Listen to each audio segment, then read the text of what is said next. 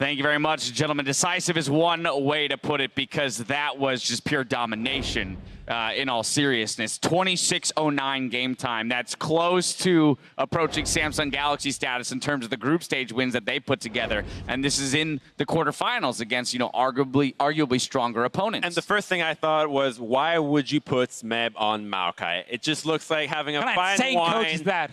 Drinking Coke with it makes no sense. But when you're outclassing your team by so much, who cares? They just spanked our EDG and no chance. Yeah, this pick and ban phase really again shows one of the things we had in the pregame about like the flexibility for Rox Tigers and in what they can do.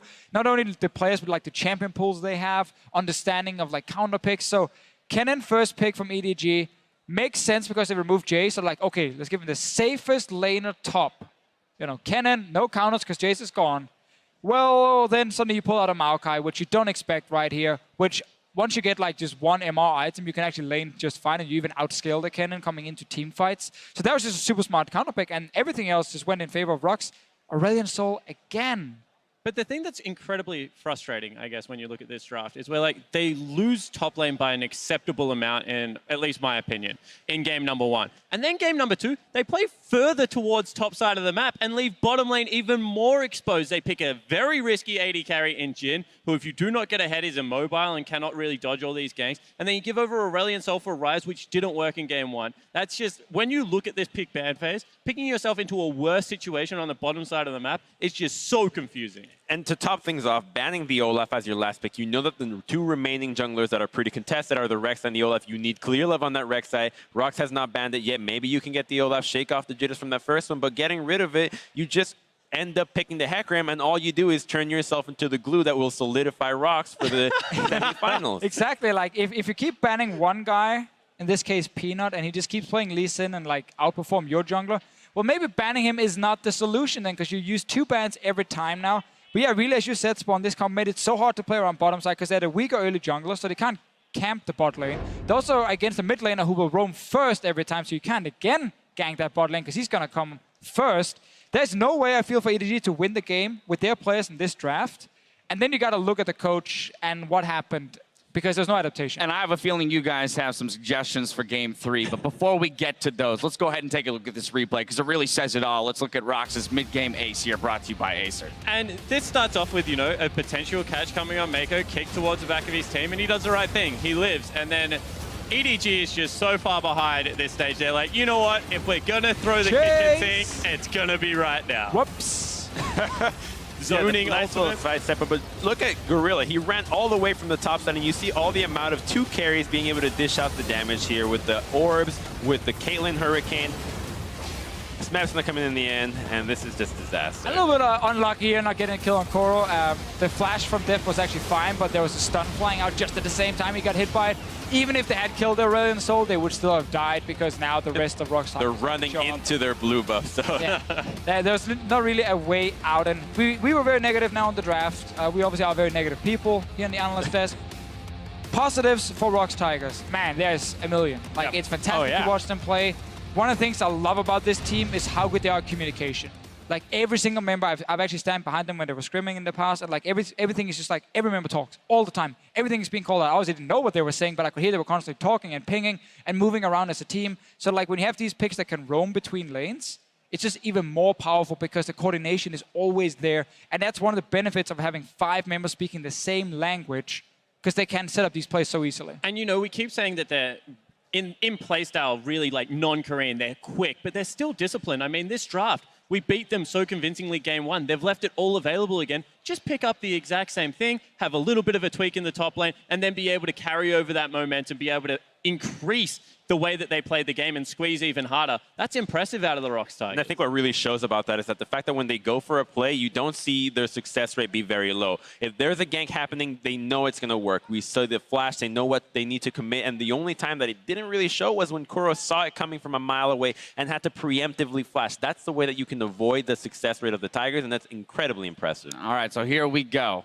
EDG has to win 3 in a row, but let's maybe see if we can get them to win 1. Spawn, you're going to be sorry to hear this, but no subs are coming in. That means Scout will be playing in Game 3. Rox is swapping back to the blue side. But gentlemen, we've talked a lot about Champion Select and our distaste for maybe some of the bans and picks on the side of EDG. What do you suggest they do here going into Game 3? I think that you wait for the Aurelion Soul to come out first, and this time around, you just go all in. Pick an assassin for Scout. You try and get him on something like a Zed, see if you can control and have legitimate threat in the mid lane. Because if they can't get this mid lane out under control, then there's just no way you come back into the game. If you want to leave Aurelion Soul open, I think you should actually pick it yourself. And you have the roaming mid laner. You try, you remove something like Zyra, and you try and get an even better 2v2 matchup in bot lane for Deft and Mako. And then you actually use Aurelion Soul to camp that lane. Think about that, actually, you can actually give them Zyra as well, because you can camp it pretty easily, but you need something that can set up a gank bot lane and someone who can roam. But I do feel like this is 2 years in a row where EDG has been outclassed going into their final. This isn't Rox, you know, getting a lucky pick ban or, you know, performing a little bit better. They're crushing it at the moment, the exact same way Fnatic did last year. I mean, why don't we see something like Maokai for Koro in the top lane, a Karma in the mid lane, a Jinx and an Alistar in the bot lane, and really, as you mentioned going into Game 2, Spawn, building something entirely around Deft, saying that, hey, but, you know, give clear Lovely Sin. Now you have disengage on your jungler as well. Well, I feel like at that point you're just dropping the morale of the team completely. You're just saying, hey, all of you are actually underperforming. We're only going to count on Deft to do this. And you just don't go into a game feeling very good about yourself when you're doing that. IMA did it, and this is why I was thinking about it. They lost. They're not here. They did lose, but they were the best performances that the IMA did put on when they were like, we're going to just go completely late game. We're acknowledging our laning phase is bad. I think that you go one or the other extreme. You either go all in on the early game, get the Aurelion Soul, get an assassin, try and roam around, or you go all in on the late game, get a hyper carry, see if you can. I'm going to let you get into okay. But here's the thing. I mean, yes, I may lost, but EDG's losing right now, doing what they're doing. So suggesting that like this other thing might not work just because, you know, it's like they're losing currently. I would say that switching something up entirely, right? Giving themselves, and look, we just saw what Maokai Lee Sin can do in the early game. If you talk about taking pressure off of a top laner, giving him a point-and-click CC and a jungler that can capitalize that, maybe that lane doesn't go so horribly into Smeb's favor. I mean, it also has to be the hands of the players. I personally don't really think EDG has much of a shot here. We even saw Hecarim missing ultimates left, right, and center. I don't think that... you only missed one ultimate. There was only one that we saw. There was only one that we saw, but you only missed one. You said 0% success rate. There was a plural in there, Crumbs. And again, I mean, we're recognizing that this is an uphill battle for EDG, right? All three of you predicted that Rox is going to win in the first place. That's the way that it's going right now. We are grasping at straws. I recognize that. But that's why I'm just trying to push you guys to find as many maybe different avenues that EDG could come out with here in Game 3 to scrap together a victory. So if they want to run a tank top, it's most likely going to be Poppy. Even though it was banned in Game 1, obviously, when Rox were blue side.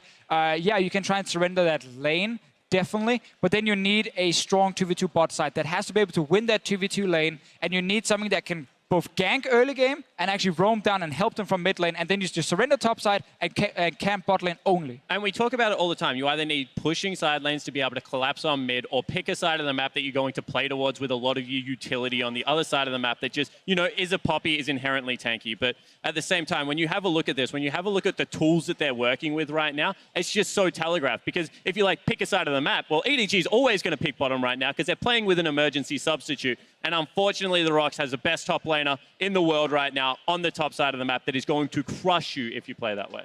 Final thoughts here, Crumbs? I mean, I really don't think that EDG has much of a shot, unfortunately. As you mentioned, the tools. Looks like EDG is sitting with the wooden age and Rox is sitting in the futuristic era. Like, it really is just such an outclass in every single aspect of the game that I just don't really see anything that they can grasp to actually make a comeback here. Odds stacked if Pawn was in, I would be like, okay, maybe now. All right. With Scout, no. Odds stacked against them. I don't think anybody's questioning that. Don't go anywhere because the match point is coming up in just 3.5 minutes.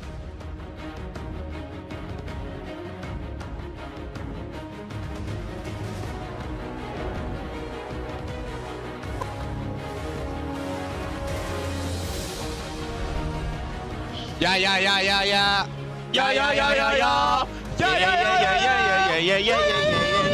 Even if they stay, they're likely to be giving up first turret. Clearlove still level 5, and he's caught. Caught out with Chain CC. First blood comes through the flash into the kick for Peanut. 나왔어. 오케이. 왔어. 야, 솔카이팅.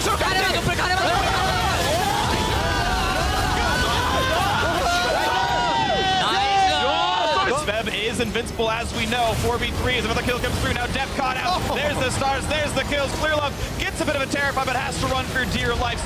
And Rox Tigers going to make it a swift 2-0.